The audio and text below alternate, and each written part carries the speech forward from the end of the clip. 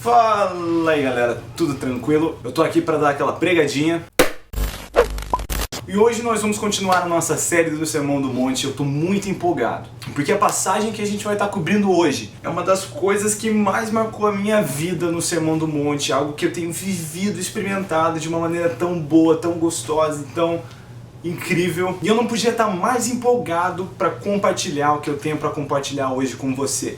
Nós vamos estar lendo Mateus 6, do versículo 25 ao 34. Por isso, vos digo, não andeis ansiosos pela vossa vida, quanto ao que haveis de comer ou beber, nem pelo vosso corpo, quanto ao que haveis de vestir. Não é a vida mais do que o alimento e o corpo mais do que as vestes? Observai as aves do céu. Elas não semeiam, nem colhem, nem ajuntam em celeiros, contudo, vosso Pai Celeste as sustenta. Porventura, não valei vós muito mais do que as aves? Qual de vós, por ansioso que esteja, pode acrescentar um côvado ao curso da sua vida? E por que andais ansiosos quanto ao vestuário? Considerai como crescem os lírios do campo. Eles não trabalham nem fiam. Eu, contudo, vos afirmo que nem Salomão, em toda a sua glória, se vestiu como qualquer deles. Ora, se Deus veste assim a erva do campo, que hoje existe e amanhã é lançada no forno, quanto mais a vós outros, homens de pequena fé. Portanto, não vos inquieteis dizendo o que comeremos e o que beberemos ou com que nos vestiremos, porque os gentios é que procuram todas essas coisas. Pois vosso Pai Celeste sabe que necessitais de todas elas. Buscai, pois, em primeiro lugar o seu reino e a sua justiça, e todas essas coisas vos serão acrescentadas. Portanto, não vos inquieteis com o dia de amanhã, pois o amanhã trará seus cuidados. Basta ao dia o seu próprio mal. Mano, fala sério, que passagem incrível. Não é difícil entender porque o coração das pessoas ficavam tão maravilhadas com Jesus naquele Sermão do Monte, ou sempre que ele ministrava. E lembrando que ele fazia isso tudo com autoridade, alguém que vivia do que ele estava falando. E isso é uma das coisas mais importantes que a gente precisa entender na nossa caminhada com Cristo e a nossa vida do Evangelho. E esse é o fato de que Deus é um Pai bom demais, quer cuidar da gente nos mínimos detalhes. Sabe, essa passagem diz que se Deus se preocupa com as aves que estão voando, as flores do campo, quanto mais Ele não vai se preocupar com nós, que somos filhos de Deus. Sabe, muitas vezes a gente dá tanto lugar para o medo, para a ansiedade, para a dúvida, quando na verdade a gente não precisa sentir nada disso, quando a gente tem a convicção, a fé, a certeza de que Deus vai cuidar, de que Ele vai interceder, de que Ele se preocupa conosco. Deus quer cuidar de você.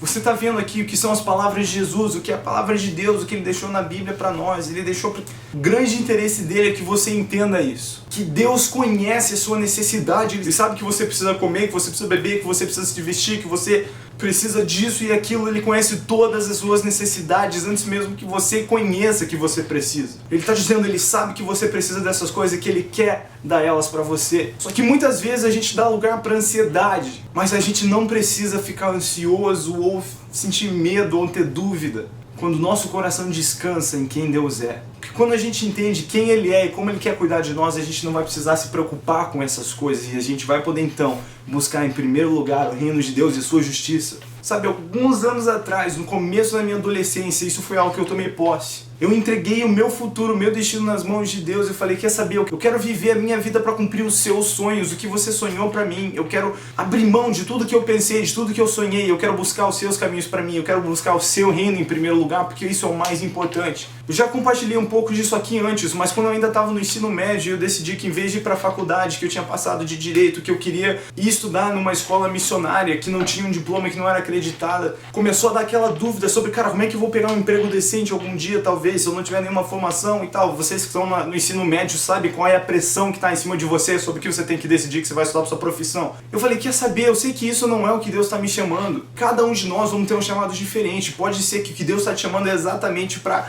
ir pela faculdade, quer se tornar um advogado, quer se tornar um médico, porque nós somos a igreja, nós as pessoas, nós fazemos a diferença e Deus quer a gente em todos os lugares. Só que eu tinha convicção de que aquele não era o chamado que Deus tinha pra mim, que Deus queria fazer algo diferente com a minha vida. Então eu falei, Deus, você me pega, eu me jogo e vamos nessa. E eu lembro de ter orado essas palavras. Eu não sei como que eu vou fazer para comprar um carro ou uma casa ou nada, não sei como que eu vou me sustentar, mas Deus, eu quero depender de você como se eu fosse uma criança nas suas mãos. Naquela semana, uma pessoa que não me conhecia ligou lá em casa e me deu um carro.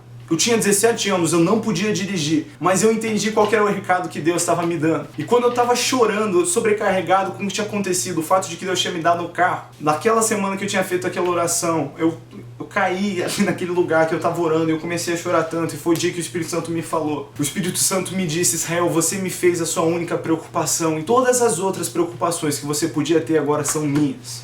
Em outras palavras, o Espírito Santo me disse: se você se preocupa comigo assim, eu me preocupo pelo resto com você. E desde então, de novo e de novo, eu vivo essas situações onde eu vejo Deus me mimando. Eu consegui vir para cá estudar nos Estados Unidos, que era um sonho que eu nem podia imaginar naquela escola missionária, porque do mesmo jeito, loucura, conseguiram me dar uma bolsa, eu consegui vir estudar, eu consegui juntar um bom dinheiro trabalhando durante o ensino médio para poder vir estudar. E mesmo quando eu estava estudando aqui, eu passei aperto e tinha dias que eu pensava que eu ia ter que ficar o dia inteiro jejuando, e Deus literalmente mandava pessoas para pagar as refeições. E não ia nem ser muito difícil eu ficar sem refeição, mas eu entendi o que Deus estava fazendo, eu entendi o cuidado dele, a proteção.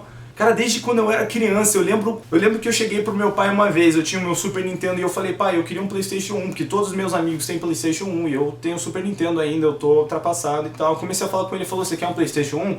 Então vai orar. E eu fui, porque eu entendi, eu tinha convicção de que Deus era muito mais capaz de me dar um videogame do que meu próprio pai era. E eu comecei a orar e eu botei fé naquilo. E as pessoas começaram a dar dinheiro aqui, dinheiro lá pra mim, e eu comecei a guardar aquele dinheiro que as pessoas me davam e adivinha onde é que foi o dinheiro no PlayStation 1. A mesma coisa aconteceu com o PlayStation 2, e o 3, e o 4. E mesmo quando eu era criança, eu via Deus fazendo essas coisas pelos meus videogames, cara, que é um negócio tão irrelevante. Cara, essa é a história do meu violão, essa é a história da minha casa, esse é o jeito que eu vivo. Não quer dizer que eu sento e desisto de trabalhar ou fazer qualquer coisa porque Deus cuida de tudo. Porque nós temos que entender que Deus nos dá oportunidades também, e algumas dessas oportunidades que Deus me deu e tem me sustentado é o meu trabalho, são esses projetos. Mas o meu ponto é, eu não tenho dúvida da maneira que eu estou vivendo, eu sou completamente dependente de Deus, como uma criança. Ele cuida de mim, Ele é o meu sustento, Ele é o meu descanso, eu sou dependente dEle. E a verdade é que Deus quer cuidar de todos nós dessa mesma maneira. Sabe, eu vejo em todas as áreas da minha vida, porque como a gente leu no versículo 33, se você busca em primeiro o reino e a justiça, todas as outras coisas, todas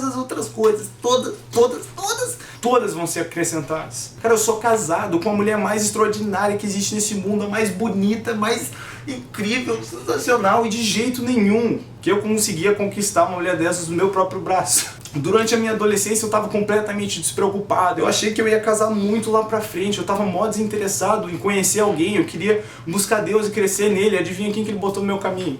Uma mulher sensacional que estava exatamente com a mesma ideia. Agora a gente casou e está vivendo isso junto. Meu ponto é, a gente não precisa viver ansioso por coisa alguma. Eu quero dizer pra você, jovem e adolescente, não se preocupa, não fica ansioso, sabe? Se você tem decidido buscar a Deus em primeiro lugar, sabe? Com certeza as provas vão vir, as dificuldades vão vir, mas mesmo em momentos de dificuldade, de prova, você tem que entender que Deus tem cuidado de você, que a mão dele vai te cobrir, às vezes mesmo em jeitos que você não espera ou não enxerga. Isso acontece. Mas Deus quer ter um relacionamento íntimo com você, onde Ele quer cuidar de você, seu provedor. Porque, meu amigo, Deus é dono de todo o ouro, toda a prata. Não existe curso caro para Deus. Cara, eu amo um homem de Deus. Inclusive, ele começou um canal no YouTube, eu vou deixar o link na descrição aqui, o canal do Rafael Conrado. E eu aprendi algo com ele, eu morei 2 meses na casa dele, quando eu mudei para os Estados Unidos. E ele vivia dizendo algo: God's will, God's bill. Vontade de Deus, a conta é de Deus. Sabe, se você buscar viver a vontade de Deus para a sua vida, pode ter certeza que Ele é o mais interessado em pagar a conta. E a gente precisa botar a ansiedade de lado e dizer sim pro cuidado sobrenatural de Deus e descansar tranquilo, sabendo que Ele se interessa, que Ele se importa e que Ele vai fazer. Então nessa semana eu quero encorajar todos vocês a pensarem a respeito disso, a olhar para as áreas da sua vida onde você tem sido ansioso e não tem confiado em Deus completamente. E cara, eu quero convidar vocês para botar essa ansiedade do lado de fora, fechar a porta no medo e na insegurança e saber que você depende de Deus e que Ele quer cuidar de você completamente. Beleza? Tenha uma ótima semana, a gente se vê no próximo vídeo.